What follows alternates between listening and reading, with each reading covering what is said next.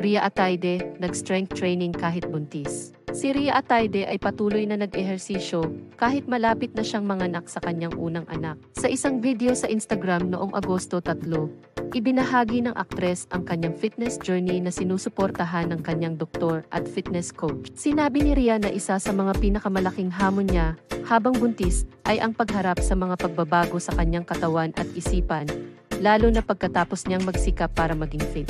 Paano nakaka-inspire ang fitness routine ni Ria Ataide sa ibang buntis na ina?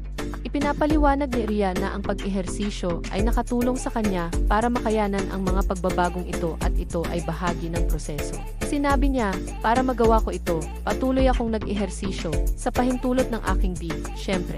Ipinakita rin niya kung paano niya ginagawa ang strength training habang buntis at sinigurado sa kanyang mga tagahanga na siya ay sumusunod sa payo ng kanyang doktor.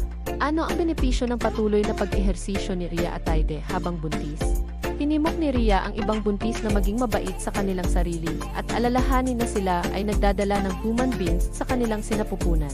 Maraming kapwa-artista at tagahanga ang sumuporta sa kanya at nagbigay ng papuri sa kanyang post. Ikinasal si Ria sa aktor na si Zanjo Marudo sa isang civil wedding noong Marso at inanunsyo nila ang kanilang pagbubuntis noong Hunyo.